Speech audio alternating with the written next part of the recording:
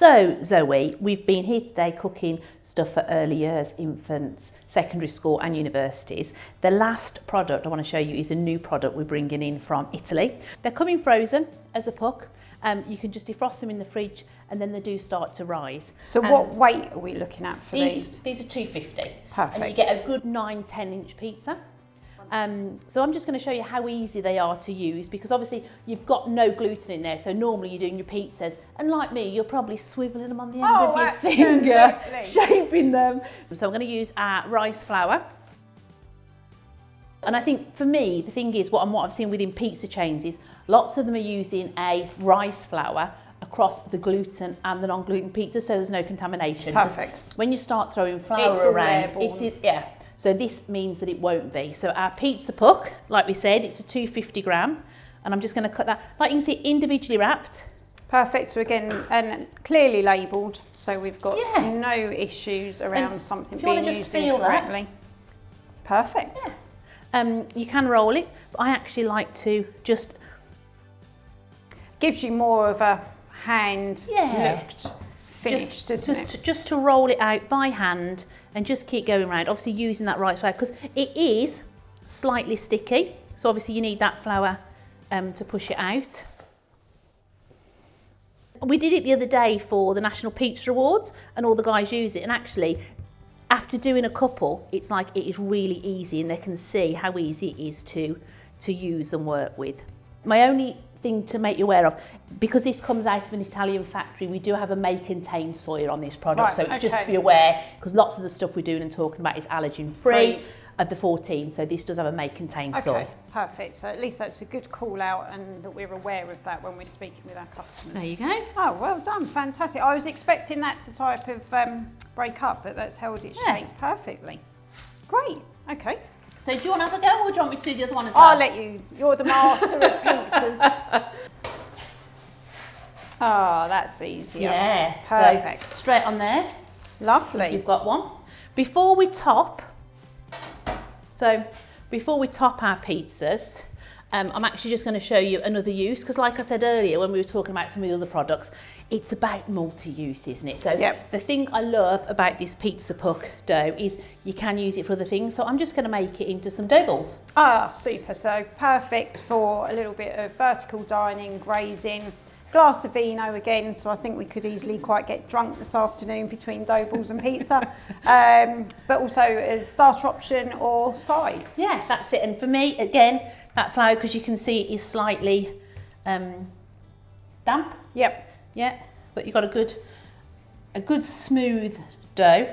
And I'm going to cut this. And it moulds really well, doesn't it? No, so it many, is. when you have gluten-free products, especially when it's pizza or dough, it tends to break up and crumble, whereas that's all holding together really well. And I'm going to cut it just into 8. Obviously you can cut it into 6 if you want. I'm just going to cut it into 8 for some dough balls, and then we can just serve that with an allergen-free vegan butter. Glass of wine again, Zoe. Is it 3 o'clock? Well, it is somewhere. And there you go. You can see I'm now just going to shape those, and the dough will prove as you leave it. So how long would you recommend then to leave that for that to prove for dough balls? 20 minutes. Yeah, just for them to come up, and then you'll get a really nice, light, crispy. They don't need to be perfect balls, as you can see, but just chop it into 8. Oh, you see? See, getting the Italian bug of the pizza dough. That's so easy to handle. Yeah, it is really nice. There you go. And we can just leave those to prove, and then we'll bake. So that's our pizza pucks, and then we're going to top them and do so. If we leave those to prove now, we can top our pizzas. Just wipe down. Okay, Zoe, so we've obviously got our dough balls to prove now, and this is our pizza base. So I'm going to top mine with a pizza topping. Yep. Again, no allergens to declare. I've just cooked some mushrooms in my plant-based butter, again, no allergens. I've got fresh onion, sliced, caramelised onion, and some oregano. Lovely. So it's just a mushroom and onion pizza, so I'm not putting an alternative cheese on there because I don't think it needs it. So what are you putting on your pizza? Right, I'm getting a little bit of fun and a little bit quirky, and I like to push the old food boundaries just a touch. So I've got some pizza sauce as well, but we're going to go cheeseburger. Oh. So I've got some burgers, so a great way of utilising any leftovers. So we're going to chop up burgers, scatter over some jalapenos and some dirty burger cheese slices, and then finish with a squizzle of ketchup and bake it in the oven. Let's top our pizzas and then get them in the oven. And do these pizza bases as well, Lou, work on a sweet option? So we see lots around the trend of sweet pizza. They certainly do, yeah.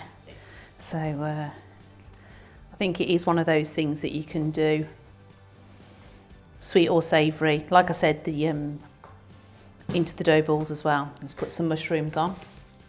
Obviously you can use different mushrooms, but you know, we're looking at costs as well as we go through for the students. So.